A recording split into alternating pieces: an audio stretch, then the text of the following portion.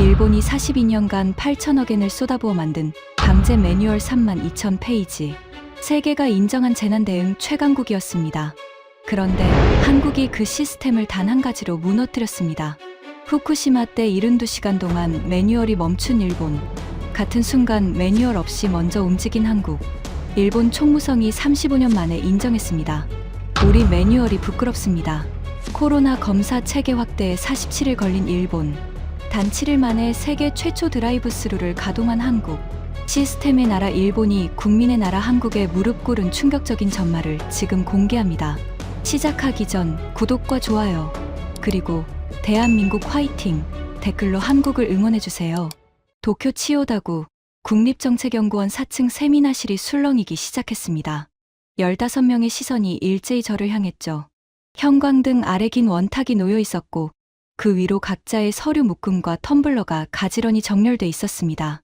에어컨 바람이 천장에서 조용히 내려오고 있었지만 분위기는 이미 차갑지 않았습니다. 뜨거웠죠. 저는 모리타 시니치입니다.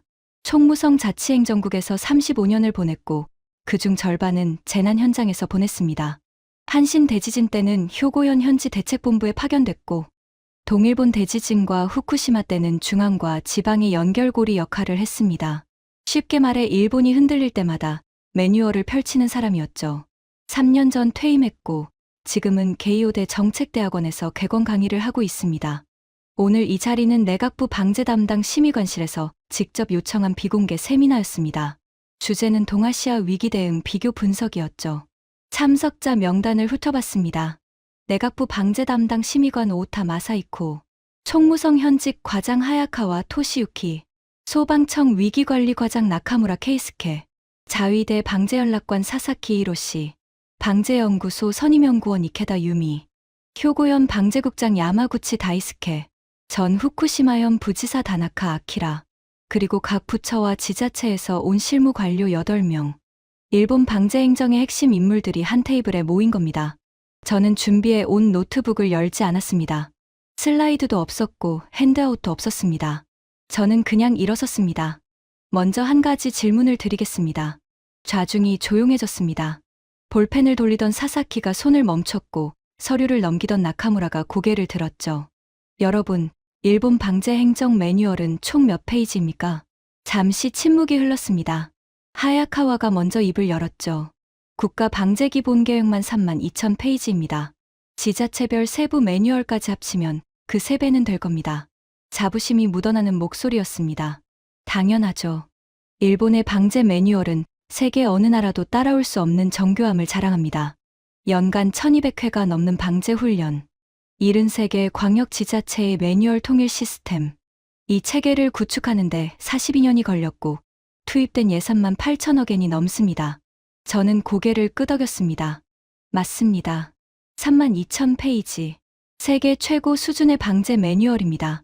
그리고 한 박자 쉬었습니다. 세미나실 형광등이 미세하게 깜빡였죠.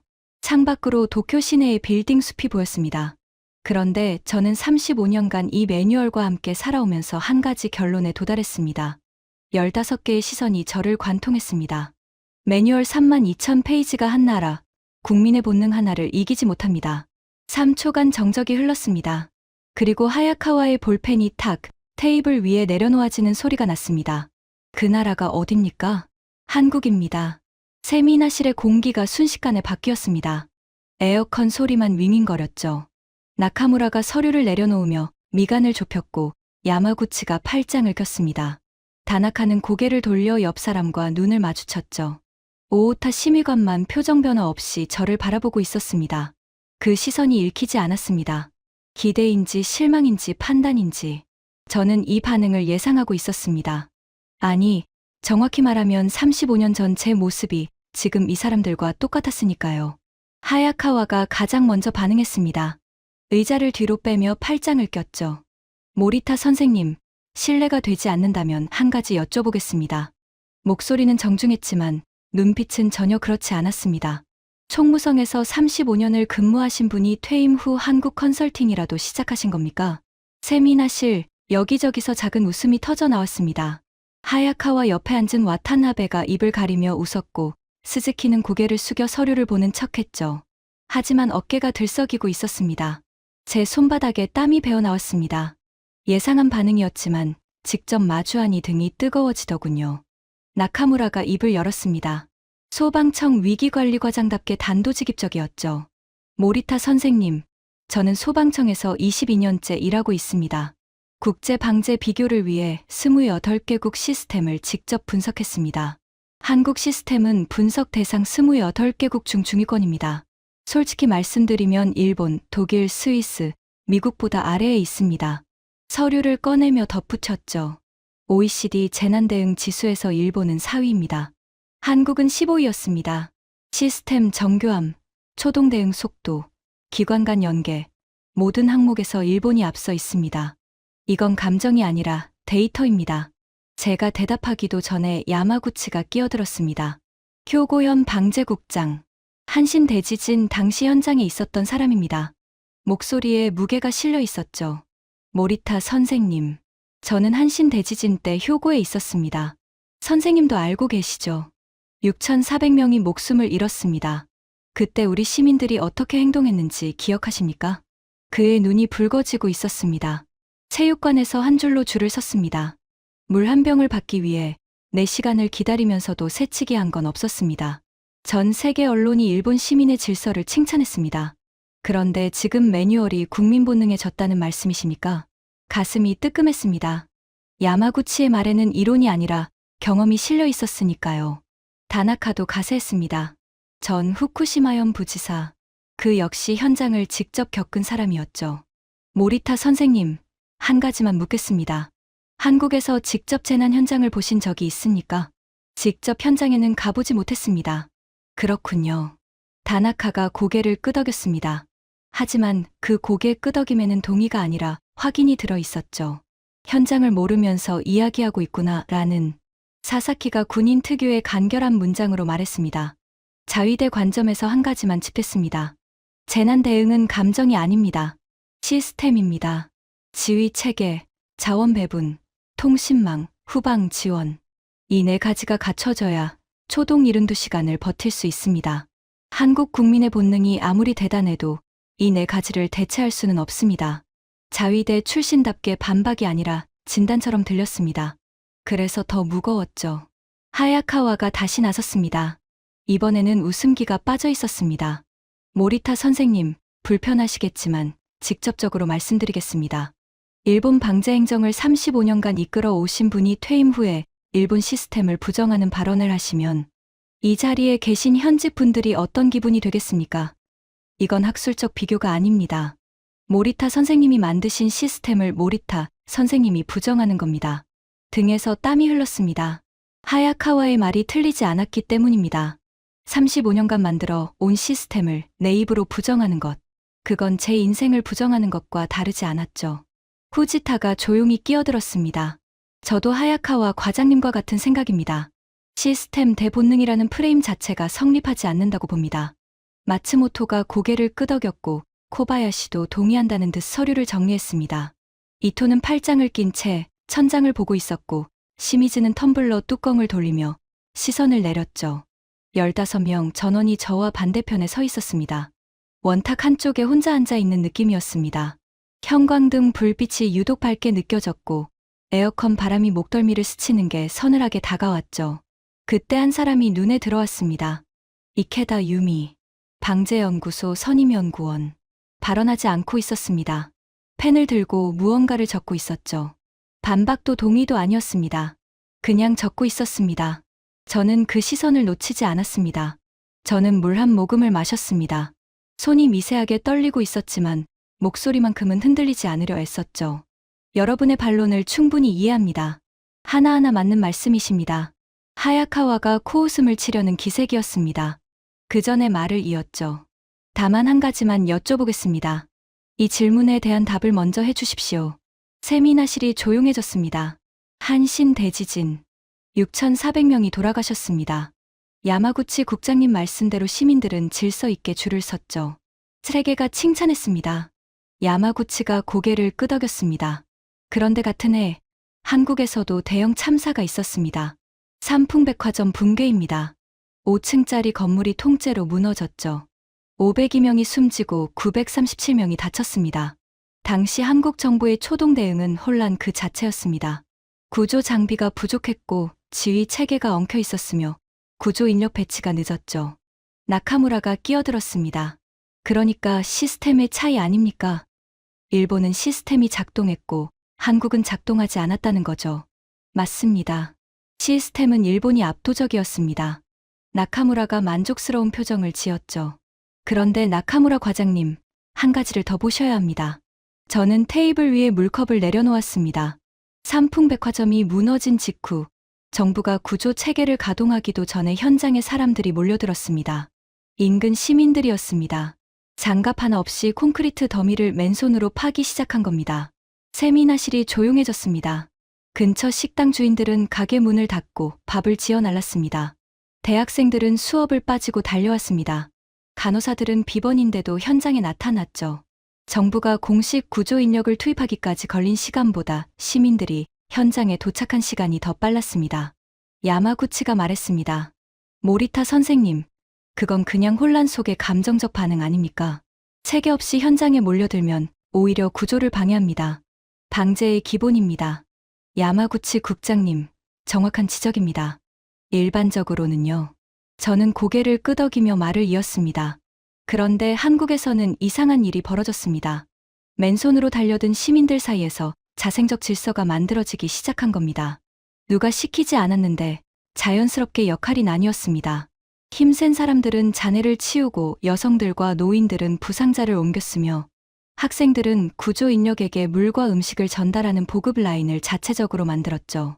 다나카가 팔짱을 풀었습니다. 아주 미세한 변화였지만 저는 놓치지 않았죠. 체계 없는 혼란이 아니었습니다. 매뉴얼 없는 체계였습니다. 하야카와가 바로 받아쳤습니다. 모리타 선생님, 그건 하나의 사례입니다.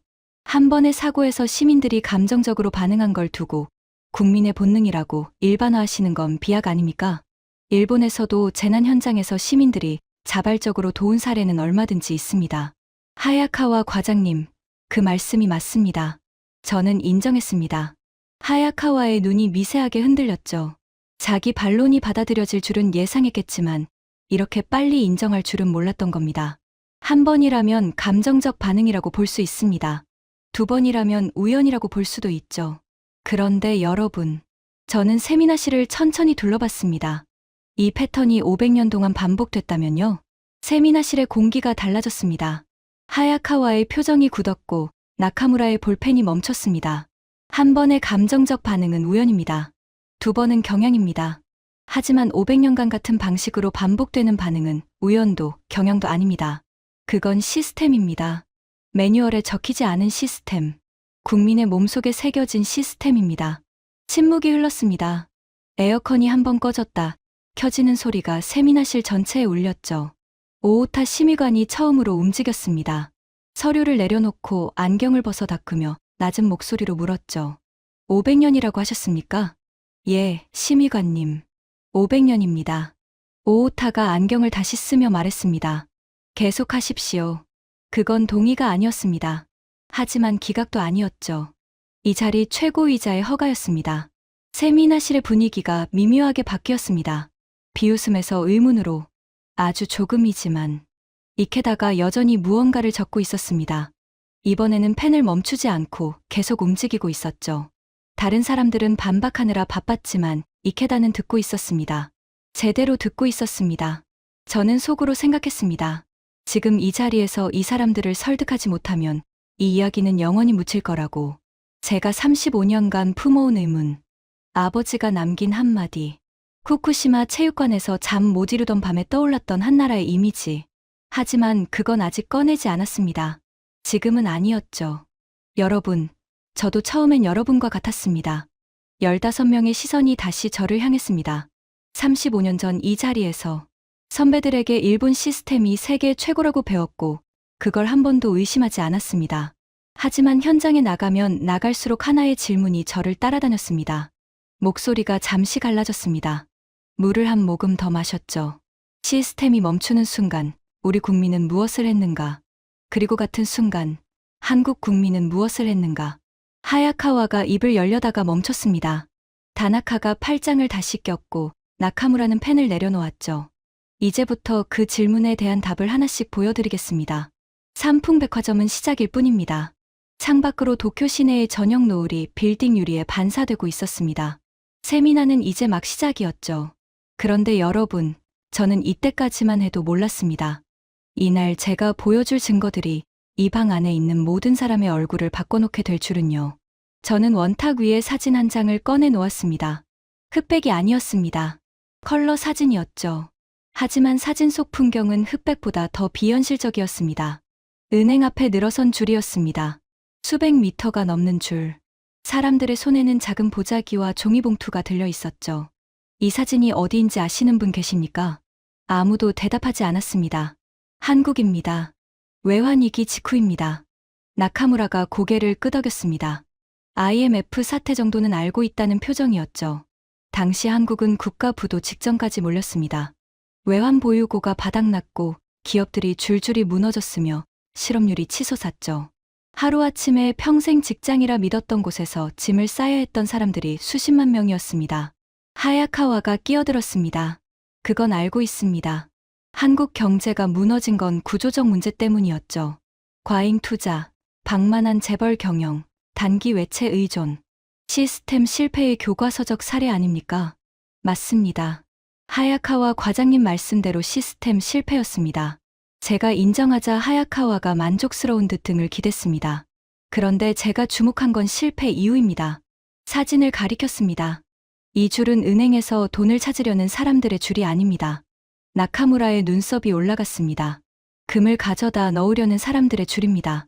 세미나실이 잠시 멈춘 것처럼 느껴졌습니다. 하야카와의 등이 다시 곧게 펴졌죠. 한국에서는 금 모으기 운동이라는 것이 벌어졌습니다. 정부 지시가 아니었습니다. 공식 캠페인이 시작되기도 전에 시민들이 먼저 움직였습니다. 뉴스에서 외환위기 소식이 전해지자마자 은행과 수거 창구 앞에 줄이 생기기 시작한 겁니다. 저는 숫자를 읽었습니다. 미리 적어둔 메모를 꺼내지 않았습니다. 이 숫자들은 이미 머릿속에 박혀 있었으니까요. 참여 인원 350만 명. 한국 전체 인구의 7%가 넘는 숫자입니다. 일본으로 치면 약 870만 명이 동시에 같은 행동을 한 겁니다. 사사키가 미간을 좁혔습니다. 군인은 숫자에 민감하죠. 모인 금의 총량 227톤.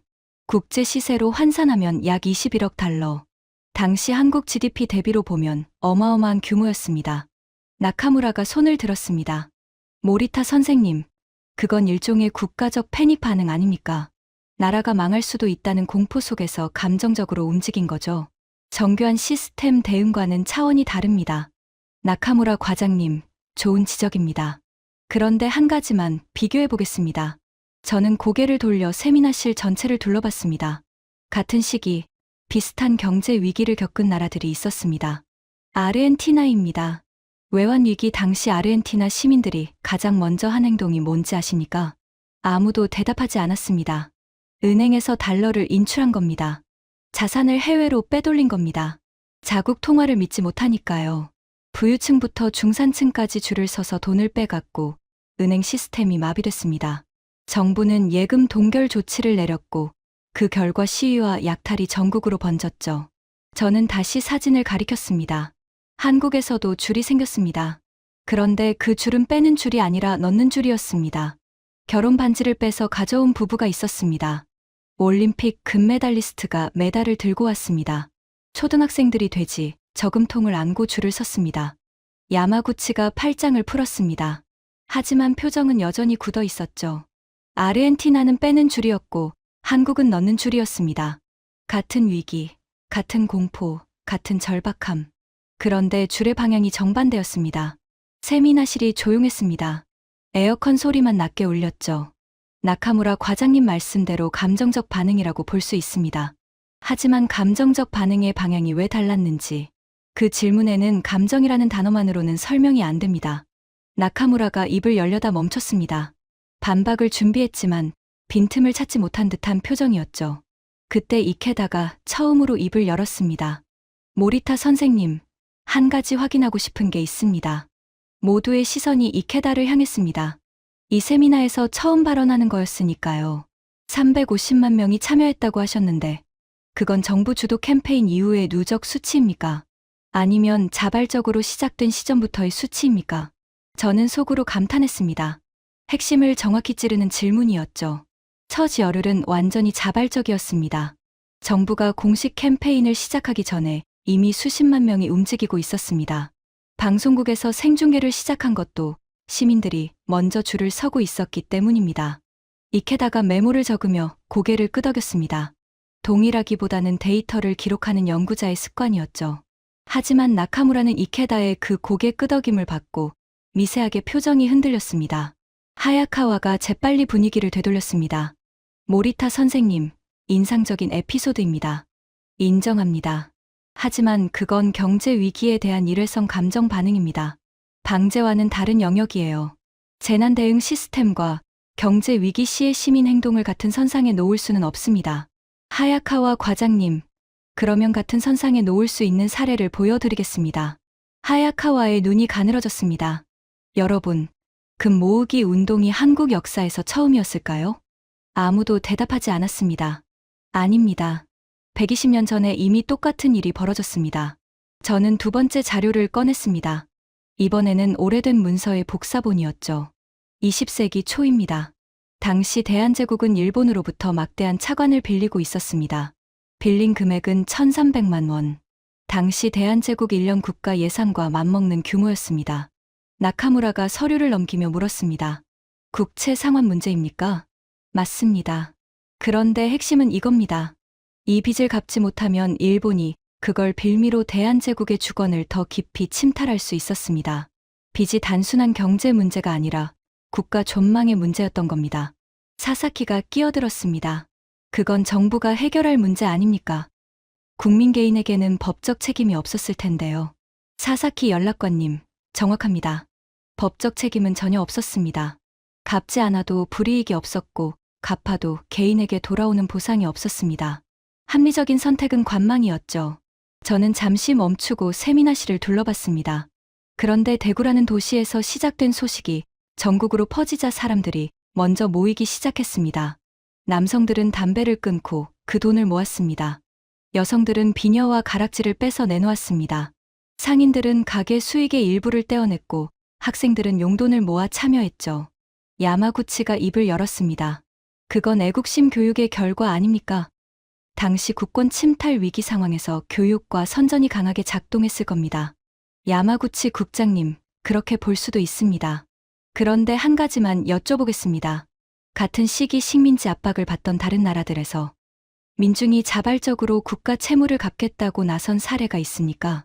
야마구치가 잠시 생각했습니다. 인도는 영국 지배 아래 있었습니다. 베트남은 프랑스 아래에 있었죠. 필리핀은 미국 아래에 있었습니다.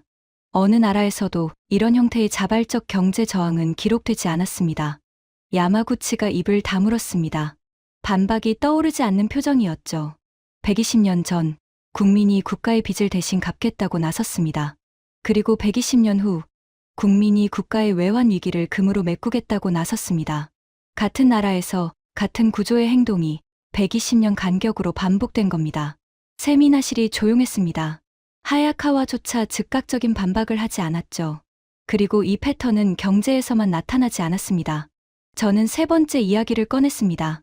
한국에서는 대형 재난이 발생할 때마다 반복되는 장면이 하나 있습니다. 혈액이 부족합니다. 라는 뉴스가 나오는 순간입니다. 다나카가 고개를 들었습니다. 헌혈 이야기입니까? 맞습니다. 재난 소식이 전해진 뒤 한국에서 벌어지는 일을 말씀드리겠습니다. 정부 명령이 없습니다.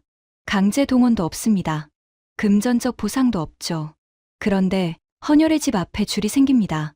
재난 발생 4시간 이내에 전국 헌혈센터에 약 3만 명이 몰립니다. 나카무라가 서류를 뒤적였습니다. 아마 자기가 가진 데이터에서 비교 수치를 찾으려는 거였죠. 나카무라 과장님, 일본의 헌혈 시스템은 어떻습니까? 나카무라가 잠시 멈칫했습니다. 예약 기반 정기 헌혈 시스템입니다. 적십자사가 관리하고 있습니다. 맞습니다. 세계 대부분의 선진국이 그렇습니다. 예약제이고 시스템으로 운영되죠. 그런데 한국에서는 위기 신호가 뜨는 순간 예약 없이 수만 명이 자발적으로 몰려드는 현상이 반복적으로 관찰됩니다. 저는 테이블 위에 사진 옆에 메모를 하나 더 놓았습니다. 국채보상 운동, 금 모으기 운동, 헌혈. 이 세 가지를 나란히 놓으면 같은 구조가 보입니다. 이케다가 펜을 멈추고 고개를 들었습니다. 국채보상은 돈보다 사람이 먼저 모였습니다. 금 모으기는 제도보다 국민이 먼저 움직였습니다. 헌혈은 시스템보다 줄이 먼저 생겼습니다. 이케다가 천천히 말했습니다. 모리타 선생님, 그러면 핵심은 속도라는 말씀이십니까? 시스템이 가동되기 전에 국민이 먼저 반응한다는 거죠? 이케다 연구원님, 정확합니다. 이케다의 옆에 앉은 스즈키가 이케다를 힐끗 쳐다봤습니다. 동요의 시작이었죠. 하야카와가 바로 끼어들었습니다. 목소리에 조금 더 힘이 들어가 있었습니다. 모리타 선생님, 충분히 들었습니다. 인상적인 사례 모음입니다. 인정합니다. 하지만 아직까지는 한국 시민사회의 특수성을 보여준 것일 뿐, 일본 방제 시스템이 열등하다는 근거는 되지 않습니다. 우리 이야기는 시스템 대 본능이 아니라 시스템 대 시스템이어야 합니다. 하야카와의 반론에 나카무라, 야마구치, 다나카가 고개를 끄덕였습니다. 와타나베와 후지타도 마찬가지였죠. 아직 절반이 넘는 사람들이 하야카와 편이었습니다. 하지만 이케다는 끄덕이지 않았습니다. 스즈키도요. 저는 속으로 시간을 재고 있었습니다. 아직 핵심 카드를 꺼내지 않았죠. 아버지 이야기도, 후쿠시마 이야기도. 하지만 그 전에 한 가지를 먼저 해야 했습니다. 이 사람들의 자존심이 아니라 경험에 호소해야 했습니다. 하야카와 과장님, 시스템 대 시스템으로 비교하자는 말씀. 동의합니다. 하야카와가 약간 의아한 표정을 지었습니다. 제가 순순히 프레임을 받아들일 줄은 몰랐던 거죠. 그러면 시스템이 완전히 멈춘 순간의 이야기를 하겠습니다. 시스템이 가동 중일 때는 비교의 의미가 없으니까요. 진짜 시험은 시스템이 멈추는 순간에 치러집니다. 하야카와의 표정이 살짝 굳었습니다. 어디로 가려는지 감을 잡은 듯 했죠. 그 이야기를 하기 전에 한 가지를 먼저 말씀드려야 할 것 같습니다. 저는 목소리를 낮췄습니다. 개인적인 이야기입니다. 세미나실의 공기가 달라졌습니다. 논쟁의 온도가 내려가고 다른 종류의 긴장이 올라왔죠. 저는 잠시 창밖을 바라봤습니다. 도쿄의 빌딩 숲 사이로 석양이 떨어지고 있었습니다. 오렌지색 빛이 세미나실 창을 통해 원탁 한쪽을 비추고 있었죠. 제 아버지 이야기를 하겠습니다. 세미나실이 조용해졌습니다. 학술적 논쟁의 분위기가 거치고 다른 종류의 공간이 열리는 느낌이었죠. 제 아버지는 모리타 게니치, 구 자치성 공무원이었습니다. 지금의 총무성 전신이죠. 아버지는 한국전쟁이 끝난 직후 한국행정 재건 자문단에 참여했습니다. 일본 정부가 파견한 행정기술 지원팀이었죠. 오오타 심의관의 시선이 미세하게 움직였습니다. 구 자치성 출신이라면 같은 뿌리였으니까요. 아버지가 한국에 간 건 전쟁 직후였습니다. 서울 시내는 건물이란 건물이 무너져 있었고 도로는 끊겨 있었으며 행정체계라고 부를 수 있는 것이 거의 없었습니다. 아버지의 임무는 한국 지방자치 행정 시스템을 다시 세우는 걸 돕는 거였습니다. 저는 잠시 숨을 고르며 이야기를 이었습니다. 아버지가 한국에서 돌아온 뒤 어머니에게 한 말이 있었습니다. 어머니가 저에게 전해준 거죠. 아버지는 이렇게 말했다고 합니다. 세미나실의 모든 볼펜이 멈춰 있었습니다. 그 나라 사람들은 국가 없이도 국가를 만드는 사람들이다. 3초간의 정적이 흘렀습니다. 저는 그 말을 처음 들었을 때 무슨 뜻인지 이해하지 못했습니다. 20살 때였죠. 대학에서 행정학을 전공하고 있었고 일본의 시스템이 세계 최고라고 배우고 있었습니다. 아버지의 말은 감상적인 노인의 회고담처럼 들렸습니다. 야마구치가 미세하게 고개를 끄덕였습니다. 본인도 비슷한 경험이 있다는 듯이요. 그래서 무시했습니다. 35년 동안요. 저는 물을 한 모금 마셨습니다. 손이 떨리지 않도록 컵을 양손으로 잡았죠. 아버지는 10년 전에 돌아가셨습니다. 돌아가시기 며칠 전에 저를 부르셨습니다. 병실 침대에서 제 손을 잡으시더니 이렇게 말씀하셨습니다. 세미나실의 에어컨 소리마저 멈춘 것 같았습니다. 신이치, 너는 매뉴얼을 만드는 사람이 됐구나. 그런데 매뉴얼이 답이 아닌 순간이 반드시 온다. 그때 내가 한국에서 본 걸 떠올려라. 저는 잠시 말을 잇지 못했습니다. 목이 메었기 때문이 아니었습니다. 아버지가 맞았다는 걸 이미 알고 있었기 때문이었습니다. 후쿠시마에서 직접 확인했으니까요. 저는 아버지가 돌아가신 뒤에도 그 말을 곱씹지 않았습니다. 바빴으니까요. 총무성 일이 항상 그렇듯 매뉴얼을 고치고 훈련을 점검하고 지자체를 감독하는 일에 묻혀 있었습니다. 이케다의 눈이 젖어 있었습니다. 티가 나지 않게 안경을 올려 닦았지만 저는 봤죠. 그런데 아버지의 말이 떠오른 순간이 있었습니다. 단 한 번. 그리고 그 한 번이 제 인생을 완전히 바꿨습니다. 다나카가 몸을 앞으로 기울였습니다. 하야카와도 팔짱을 풀었죠. 그 순간이 언제였는지 이제 말씀드리겠습니다. 저는 세미나실을 천천히 둘러봤습니다. 15명의 시선이 전부 저를 향하고 있었습니다. 10분 전까지 저를 조롱하고 반박하던 사람들이 지금은 숨을 죽이고 기다리고 있었죠. 분위기가 바뀌었습니다. 논쟁이 아니라 이야기를 듣는 공간이 된 거였습니다. 동일본 대지진입니다. 세미나실이 순간 얼어붙었습니다. 이 방에 있는 사람들 중 절반 이상이 그 현장에 있었으니까요. 야마구치의 주먹이 무를 위에서 꽉 쥐어졌고 다나카의 눈이 잠시 어딘가를 응시했습니다. 제가 지금부터 하는 이야기는 공식 보고서에 없는 내용입니다. 제가 직접 겪은 일입니다. 오오타 심의관이 안경을 벗어 닦았습니다. 이번에는 빠르지 않고 천천히요. 듣겠다는 의미였죠. 지진이 발생한 직후 저는 총무성 위기대책실에 있었습니다. 지진 발생 7분 만에 국가 방재기 보험 계획이 가동됐습니다. 매뉴얼대로였죠. 지자체 연락망 확인, 자위대 파견 요청, 피난소 개설 지시, 32,000페이지 속에 전부 들어있는 내용이었습니다. 나카무라가 고개를 끄덕였습니다. 소방청에서도 같은 프로세스가 가동됐을 테니까요. 하지만 쓰나미가 도달하고 원전에 문제가 생기기 시작하면서 상황이 달라졌습니다. 저는 목소리를 낮췄습니다. 매뉴얼을 펼쳤습니다. 원전 사고 대응 매뉴얼. 400페이지가 넘는 분량이었습니다. 냉각수 공급 차단 시 대응 매뉴얼. 방사성 물질 누출 시 대피 구역 설정 매뉴얼. 전부 있었습니다. 하야카와가 긴장한 표정으로 듣고 있었습니다. 그런데 전원이 완전히 상실된 상태에서 복수의 원자로가 동시에 녹아내리기 시작하는 상황은 매뉴얼에 없었습니다. 세미나 씨의 무거운 침묵이 내려앉았습니다. 그 순간 저는 400페이지를 넘기면서 해당하는 페이지를 찾고 있었습니다. 옆에서 동료가 다른 매뉴얼을 뒤지고 있었고 그 옆에서는 또 다른 매뉴얼을 열고 있었죠. 3명이 동시에 매뉴얼을 넘기고 있었습니다. 페이지를 넘기는 소리가 위기대책실에서 가장 큰 소리였습니다. 다나카가 눈을 감았습니다. 그도 기억하고 있었을 겁니다. 후쿠시마 현장에서의 그 혼란을요. 찾지 못했습니다. 해당 페이지가 없었으니까요. 저는 한 박자 쉬었습니다. 32,000페이지 속에서 딱 한 페이지가 없었습니다. 가장 필요한 그 한 페이지가요. 하야카와의 표정이 완전히 달라져 있었습니다. 조롱도 자신감도 사라졌고 무언가를 떠올리는 얼굴이었죠. 아마 그도 당시를 기억하고 있었을 겁니다. 하야카와는 그때 총무성 사무관이었으니까요. 초동 대응이 지연됐습니다. 대피 구역 설정이 늦었고 정보 전달이 혼선을 빚었으며 현장과 중앙의 소통이 끊어지는 시간이 발생했습니다. 그 공백이 72시간이었습니다.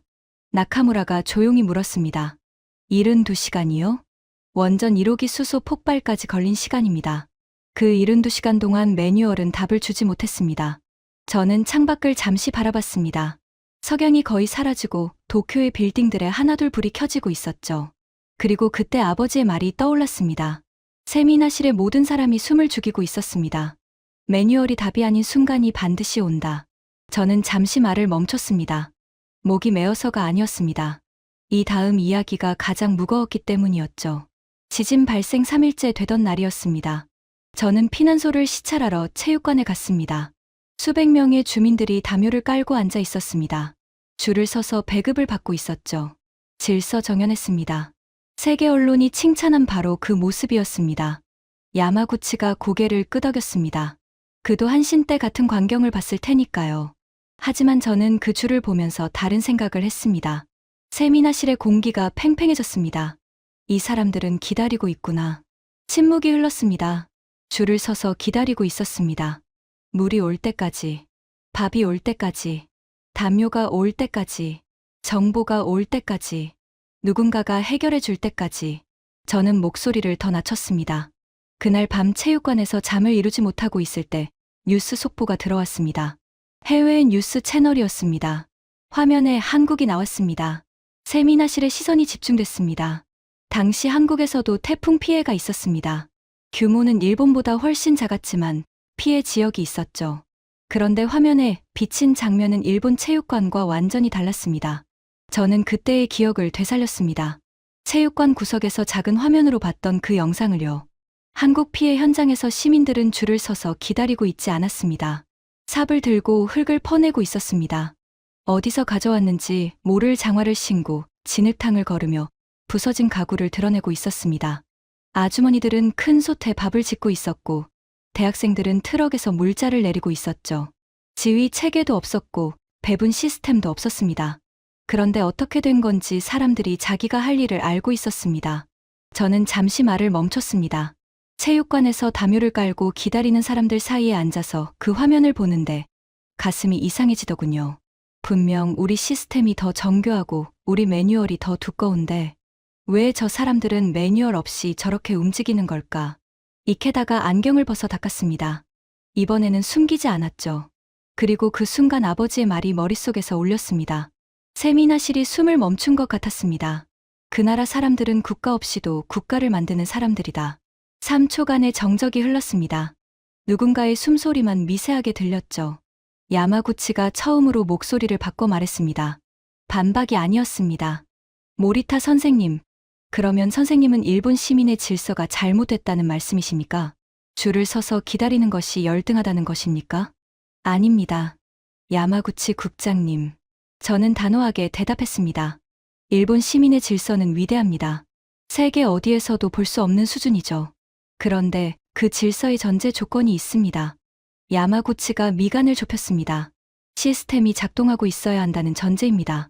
줄을 서려면 줄의 끝에서 무언가가 나와야 합니다. 물이든 밥이든 정보든. 하지만 시스템이 완전히 멈추면 줄의 끝에서 아무것도 나오지 않습니다. 그때 기다리는 사람은 계속 기다릴 뿐이죠. 야마구치의 표정이 흔들렸습니다. 한신 대지진 때의 기억이 떠올랐을 겁니다. 체육관에서 아무것도 오지 않는 줄을 서서 기다리던 사람들의 표정이요. 한국 사람들은 줄의 끝에서 아무것도 나오지 않으면 기다리지 않습니다. 줄을 벗어나서 직접 가져옵니다. 그게 제가 35년간 연구한 두 나라의 결정적 차이입니다. 세미나실이 완전히 달라져 있었습니다. 처음에 비웃음은 사라졌고 어색한 침묵이 자리를 잡았죠. 하야카와는 시선을 테이블 위에 고정한 채 움직이지 않았고 나카무라는 서류를 더 이상 넘기지 않았습니다. 이케다가 조용히 말했습니다. 모리타 선생님, 후쿠시마 72시간 공백 이야기를 더 듣고 싶습니다. 한국에서는 그 정도 규모의 위기에서 국민이 실제로 시스템을 대체한 사례가 있습니까? 있습니다. 저는 대답했습니다. 스즈키가 이케다 옆에서 고개를 끄덕였습니다. 후지타도 시선을 내리깔던 것을 멈추고 저를 바라보기 시작했죠.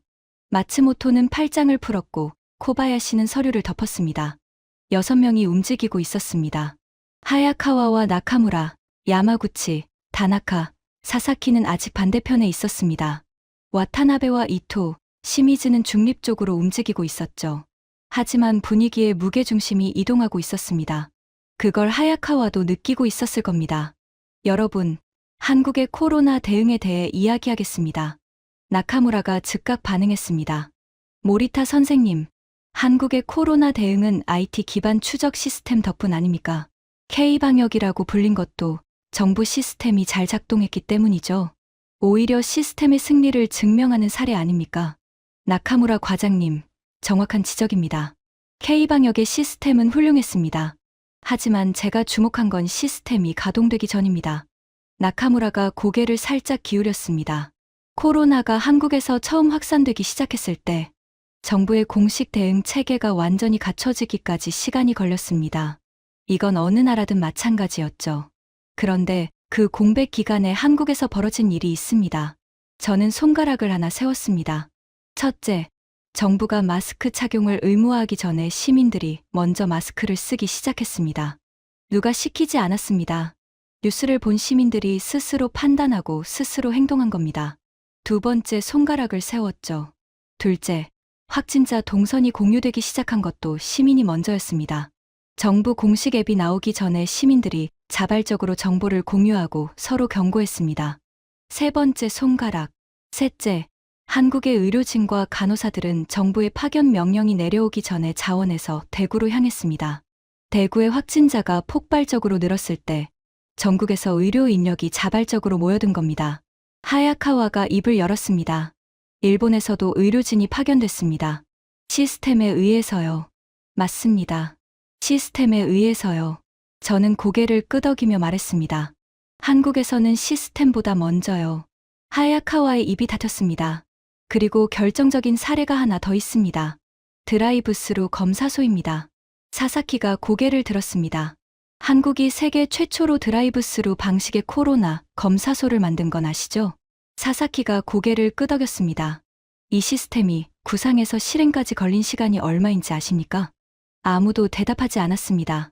일주일입니다. 나카무라가 미간을 좁혔습니다. 불가능합니다. 검사소 설치에는 장비 조달, 인력 배치, 안전 기준 설정, 폐기물 처리 동선까지 최소 한 달은 걸립니다. 나카무라 과장님, 일본 기준으로는요. 저는 비교 데이터를 제시했습니다. 일본에서 PCR 검사 체계를 대폭 확대하기로 결정하기까지 걸린 시간은 47일이었습니다. 결정까지 47일입니다. 실행은 더 걸렸죠. 나카무라의 볼펜이 서류 위에서 멈췄습니다. 한국은 7일 만에 세계 최초의 드라이브스루 검사소를 가동시켰고 그 뒤 2주 안에 전국으로 확산시켰습니다. 하루 검사 역량이 세계 최고 수준에 도달했죠. 사사키가 물었습니다. 모리타 선생님, 그건 한국 정부의 결단이 빨랐다는 이야기 아닙니까? 시스템이 빠르게 작동한 거죠. 사사키 연락관님, 반은 맞고 반은 다릅니다. 저는 테이블 위에 손을 얹었습니다. 드라이브스루 검사소의 아이디어는 정부에서 나온 게 아닙니다. 현장 의료진이 먼저 제안한 겁니다. 실행도 현장이 먼저 했습니다. 정부는 뒤따라갔죠. 사사키가 팔짱을 풀었습니다. 군인 특유의 경직된 자세가 살짝 풀린 거였죠. 47일 대 7일. 이 차이는 시스템의 우열이 아닙니다. 저는 세미나실을 둘러봤습니다. 시스템이 가동되기를 기다린 나라와 시스템이 가동되기 전에 이미 움직인 나라의 차이입니다. 세미나실이 조용했습니다. 더 이상 반박의 에너지가 아닌 다른 에너지가 흐르고 있었죠. 이케다가 스즈키에게 무언가를 속삭였고 스즈키가 고개를 끄덕였습니다. 후지타가 서류를 넘기다 멈추고 저를 바라봤습니다. 그때 야마구치가 입을 열었습니다. 처음과는 다른 목소리였죠. 모리타 선생님, 한 가지만 더 여쭤보겠습니다. 말씀하십시오. 지금까지 보여주신 사례들이 경제 위기, 재난, 감염병이었습니다. 전부 위기 상황이에요. 그런데 위기가 아닌 평상시에도 한국 국민은 같은 방식으로 행동합니까? 야마구치 국장님, 핵심적인 질문이십니다. 저는 잠시 멈추고 다음 이야기를 준비했습니다. 이번 이야기는 위기가 아니었습니다. 오히려 정반대였죠. 평화로운 시대에 아무도 강요하지 않는 상황에서 그래도 똑같이 작동한 사례. 야마구치 국장님의 질문에 답하기 전에 한 가지 장면을 보여드리겠습니다. 저는 노트북을 처음으로 열었습니다. 영상 하나를 준비해 두었죠. 이 영상은 제가 직접 서울에 출장 갔을 때 촬영한 겁니다. 화면에 서울 광화문 광장이 떴습니다. 밤이었죠. 그런데 광장이 빛으로 가득했습니다. 촛불 집회입니다. 세미나실의 공기가 다시 팽팽해졌습니다. 당시 한국 대통령의 국정 운영에 심각한 문제가 드러나면서 시민들이 광장으로 나왔습니다. 매주 토요일이었습니다. 한 번이 아니었습니다. 매주 수백만 명이었죠. 영상 속에서 수백만의 촛불이 일렁이고 있었습니다. 도로를 가득 메운 사람들의 물결이 광화문에서 시청까지 이어지고 있었죠. 여러분, 이 영상에서 제가 주목한 건 촛불의 수가 아닙니다. 저는 영상을 멈추고 다음 사진으로 넘겼습니다. 집회가 끝난 다음 날 아침입니다. 사진 속 광화문 광장은 깨끗했습니다. 수백만이 모였던 자리에 쓰레기 하나 없었죠. 시민들이 자기가 서 있던 자리의 쓰레기를 직접 치우고 돌아갔습니다. 다나카가 사진을 들여다보며 말했습니다. 이건 사전에 조직된 정리 인력이 있었던 거 아닙니까?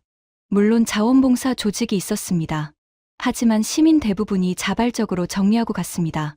조직이 정리하기 전에 이미 깨끗했던 겁니다. 다나카의 입이 닫혔습니다. 영국 가디언은 이 집회를 세계에서 가장 평화로운 대규모 시위라고 보도했습니다. 프랑스 르몽드는 민주주의의 새로운 기준이라고 썼습니다. 미국 주요 언론들은 이 규모에서 심각한 폭력이 단 한 건도 없었다는 사실에 주목했습니다. 저는 세미나실을 둘러봤습니다. 여러분, 프랑스에서 대규모 시위가 일어나면 어떻게 됩니까? 하야카와가 자기도 모르게 대답했습니다. 차량 방화와 상점 약탈이 따릅니다. 미국에서는요? 사사키가 말했습니다. 진압 경찰과 충돌이 빈번합니다. 맞습니다. 세계 어느 나라든 수백만이 분노해서 거리에 나오면 폭력은 피하기 어렵습니다. 그게 상식입니다. 저는 사진을 다시 가리켰습니다. 그런데 한국에서는 수백만이 매주 모였는데 폭력이 없었습니다. 그리고 집회가 끝나면 광장이 깨끗했습니다. 세미나실이 완전히 조용했습니다. 야마구치 국장님, 이게 질문에 대한 답입니다. 위기가 아닌 상황에서도 작동합니다. 분노의 상황에서도 작동합니다. 수백만이 모여도 작동합니다. 야마구치가 고개를 숙였습니다. 반박이 아니라 수긍이었죠. 한신 때부터 지켜온 일본 시민의 질서가 유일하다고 믿었던 사람이 다른 형태의 질서를 인정하는 순간이었습니다. 그리고 이 촛불 집회에서 가장 중요한 사실이 있습니다. 저는 목소리를 높였습니다. 결국 헌법이 작동했고 탄핵이 이루어졌습니다. 시민의 행동이 국가 제도를 파괴한 게 아니라 복원시킨 겁니다. 이케다가 메모장을 내려놓고 말했습니다. 모리타 선생님, 저는 방재연구소에서 15년간 위기 대응 패턴을 연구해 왔습니다. 지금까지 보여주신 사례들을 정리하면 하나의 패턴이 보입니다. 세미나실의 시선이 이케다를 향했습니다. 120년 전 국채 보상, 외환위기 금 모으기, 재난 헌혈, 코로나 초동 대응, 촛불 집회. 위기의 종류가 전부 다릅니다. 경제, 재난, 감염병, 정치. 전부 다른 영역입니다. 이케다가 안경을 고쳤으며 말을 이었습니다. 그런데 반응의 구조가 같습니다. 시스템이 가동되기 전에 국민이 먼저 움직입니다. 명령 없이, 보상 없이, 동시다발적으로. 이건 우연이 아닙니다. 이케다가 저를 바라보며 물었습니다. 모리타 선생님, 이 패턴을 뭐라고 부르십니까? 저는 이것을 국민 초동 본능이라고 부릅니다. 이케다가 천천히 고개를 끄덕였습니다.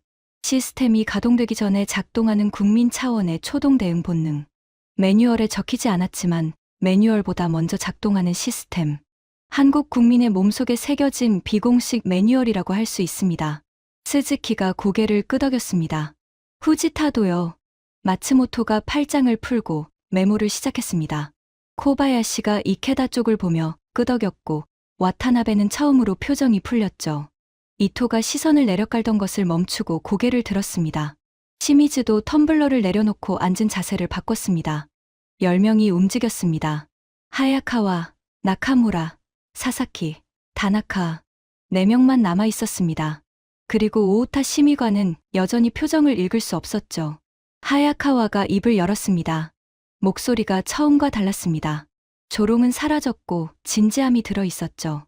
모리타 선생님, 인상적인 분석입니다. 진심으로 인정합니다. 세미나실이 약간 놀랐습니다. 하야카와가 인정이라는 단어를 쓴 건 처음이었으니까요. 하지만 한 가지 질문이 남습니다. 하야카와가 테이블 위에 손을 얹었습니다. 왜 한국 국민에게만 이 본능이 있는 겁니까? 유전자입니까? 교육입니까? 문화입니까? 본능이라고 부르시려면 그 본능이 어디서 왔는지 설명해야 합니다. 하야카와의 질문은 날카로웠습니다. 사실 이 질문이야말로 이 세미나의 핵심이었죠. 패턴을 보여주는 것만으로는 부족했습니다. 왜 이 패턴이 한국에서만 반복되는지 그 답을 줘야 했습니다. 그리고 저는 그 답을 갖고 있었습니다. 하야카와 과장님, 좋은 질문입니다. 아니, 이 세미나에서 나온 가장 중요한 질문입니다. 저는 노트북 화면을 닫았습니다. 더 이상 영상이나 사진은 필요 없었죠. 그 답은 파얼참에서 드리겠습니다. 잠깐 10분만 쉬겠습니다. 오오타 심의관이 고개를 끄덕였습니다. 세미나실에서 사람들이 일어나 커피를 가지러 갔죠. 저는 창가에 서서 도쿄의 야경을 바라봤습니다. 빌딩마다 불이 들어와 있었습니다. 질서정연한 빛이었죠. 매뉴얼처럼 정해진 자리에서 정해진 밝기로 빛나고 있었습니다. 그런데 제 머릿속에는 다른 빛이 떠올랐습니다. 광화문 광장의 촛불. 정해진 자리가 없는 빛.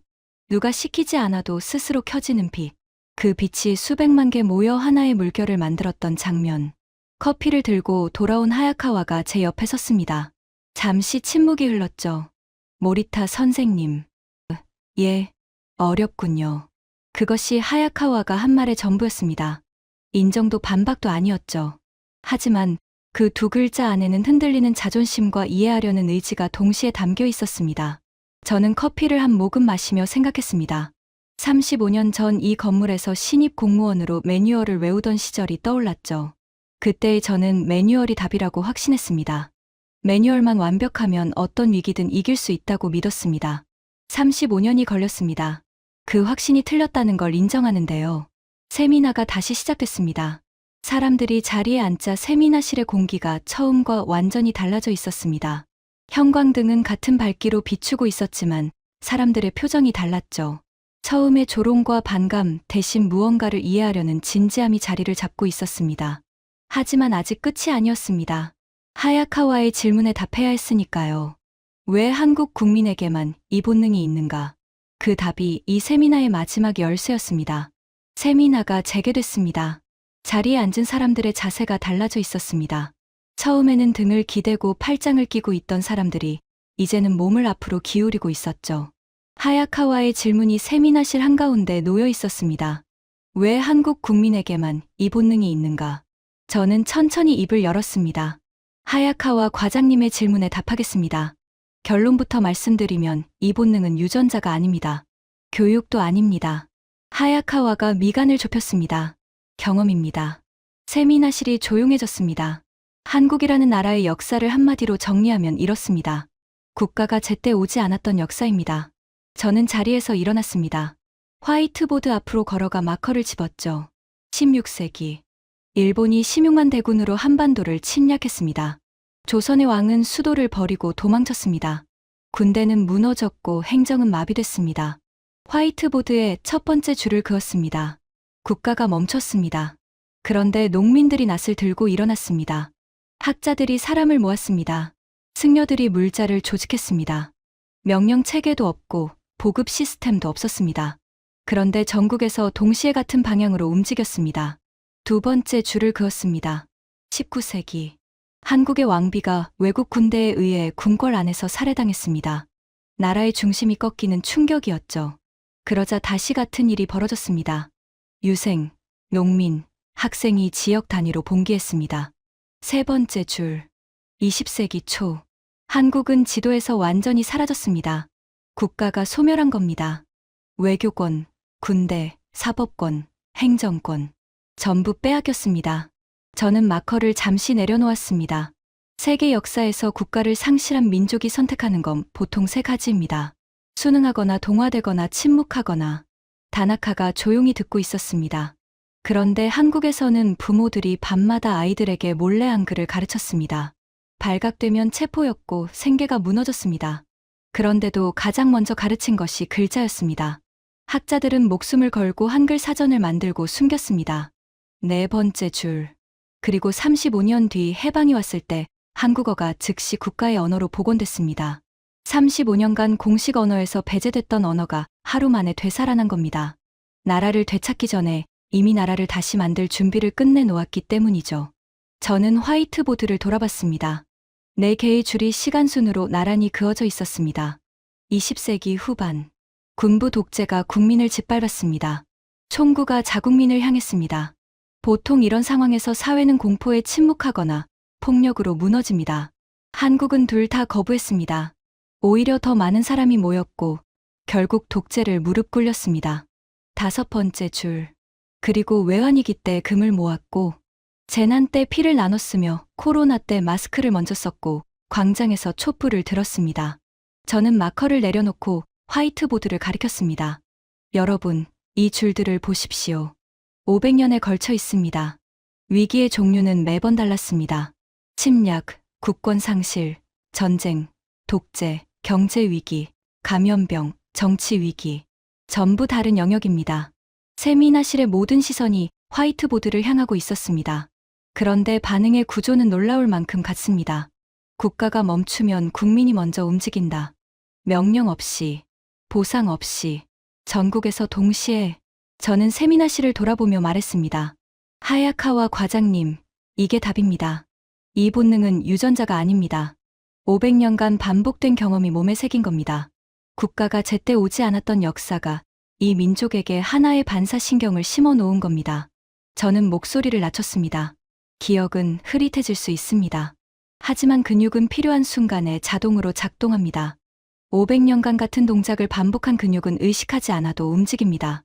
세미나실이 완전히 고요했습니다. 16세기에 낫을 들고 일어섰던 농민의 근육과 금반지를 빼서 줄을 섰던 부모의 근육과 코로나 검사소를 일주일 만에 세운 의료진의 근육과 광장에서 촛불을 들고도 쓰레기를 치운 시민의 근육이 전부 같은 근육입니다. 하야카와의 눈이 흔들리고 있었습니다. 입술을 꾹 다물고 있었지만 손가락이 테이블 위에서 미세하게 떨리고 있었죠. 그래서 저는 이렇게 말합니다. 한국인의 애국심은 머리에 저장된 게 아니라 근육에 새겨져 있다고. 나카무라가 천천히 볼펜을 내려놓았습니다. 22년 동안 데이터로만 세계를 분석하던 사람이 데이터 바깥의 무언가를 인정하는 순간이었죠. 사사키가 팔짱을 풀었습니다. 군인은 말이 적었지만 자세가 바뀌었습니다. 등을 기대고 있던 몸이 앞으로 기울었죠. 다나카가 눈을 감았다 떴습니다. 후쿠시마 현장에서 자기가 봤던 것들, 기다리는 사람들, 줄의 끝에서 아무것도 오지 않던 그 시간들, 그리고 뉴스에서 봤던 한국의 모습들, 그 모든 기억이 하나로 연결되는 표정이었습니다. 하야카와가 입을 열었습니다. 세미나실 전체가 숨을 죽였습니다. 이 세미나에서 가장 적대적이었던 사람, 가장 신랄하게 조롱했던 사람, 그 사람이 입을 여는 순간이었으니까요. 모리타 선생님. 목소리가 갈라져 있었습니다. 저는 총무성에서 15년을 일했습니다. 매일 매뉴얼을 만들고 고치고 점검하는 일을 했습니다. 그게 제 일이었고 제 자부심이었습니다. 하야카와가 테이블 위에 서류를 내려다봤습니다. 그런데 오늘 선생님 이야기를 들으면서 한 가지가 계속 머릿속에 걸렸습니다. 세미나실이 숨을 멈췄습니다. 후쿠시마 때요. 저도 그 자리에 있었습니다. 사무관이었죠. 매뉴얼을 넘기던 게 저였습니다. 하야카와의 손이 미세하게 떨렸습니다. 400페이지를 넘기면서 해당 페이지를 찾고 있었습니다. 선생님이 말씀하신 그 장면. 제가 했던 겁니다. 매뉴얼을 넘기는 소리가 위기대책실에서 가장 큰 소리였다고 하셨죠. 그 소리를 낸 게 저였습니다. 세미나실에서 누군가의 숨소리가 떨렸습니다. 그때 저는 페이지가 없다는 걸 알면서도 계속 넘겼습니다.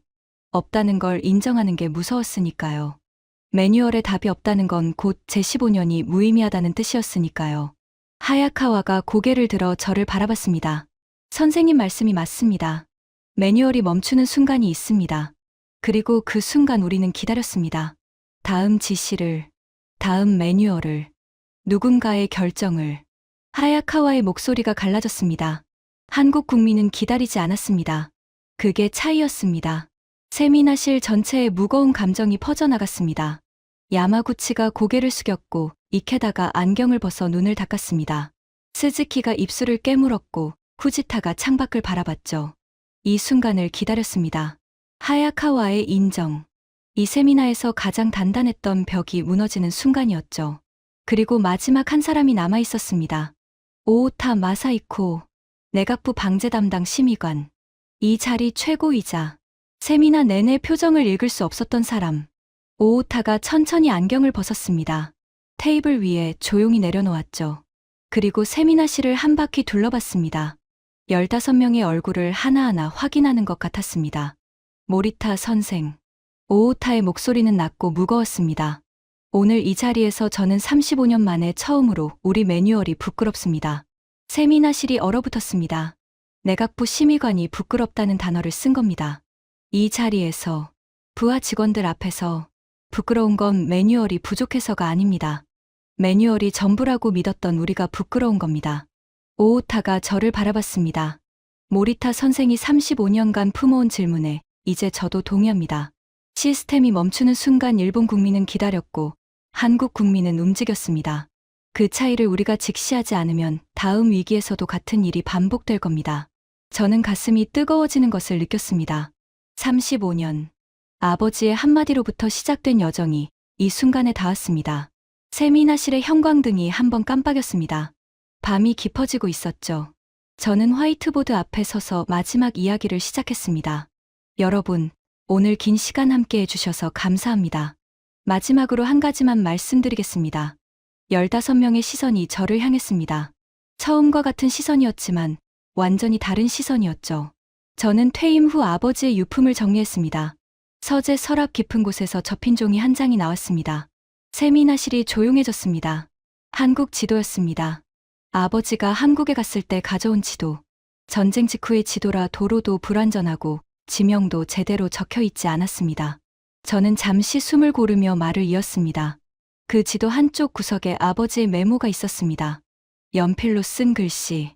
오래돼서 흐릿했지만 읽을 수 있었습니다. 세미나실의 에어컨 소리만 낮게 울렸습니다. 이 나라는 무너지지 않을 것이다. 국가가 없어도 국민이 국가를 대신하는 사람들이니까. 저는 3초간 말을 잇지 못했습니다. 아버지의 글씨체가 눈앞에 떠올랐기 때문이었죠. 35년간 서랍 속에서 잠들어 있던 한 줄의 예언. 아버지는 전쟁으로 모든 것이 사라진 폐허에서 그 결론을 내렸습니다. 그리고 그 결론은 맞았습니다. 한국은 무너지지 않았습니다. 전쟁 직후 1인당 소득이 아프리카보다 낮았던 나라가 세계 12위 경제 대국이 됐습니다.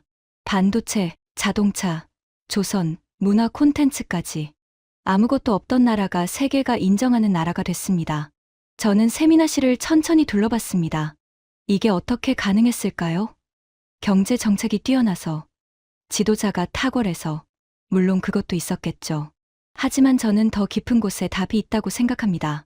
저는 화이트보드에 5개 줄을 가리켰습니다. 500년간 쌓여온 하나의 본능. 국가가 멈추면 내가 움직인다는 본능.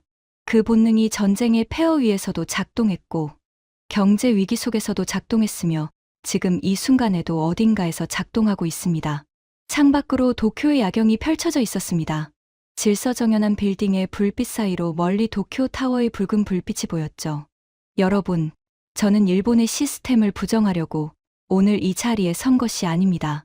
오오타 심의관이 고개를 끄덕였습니다. 시스템은 위기를 관리합니다. 매뉴얼은 혼란을 줄입니다. 그건 우리 일본이 세계 최고입니다. 그건 변하지 않습니다.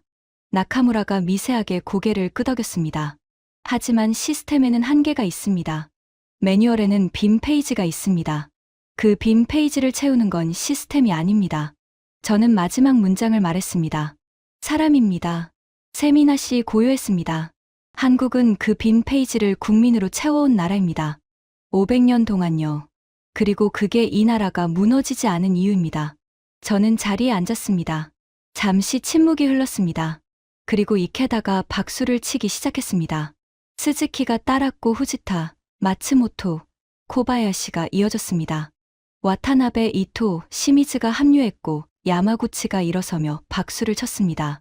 나카무라가 서류를 치우고 두 손을 모았고 사사키가 군인 특유의 절도 있는 박수를 보냈습니다.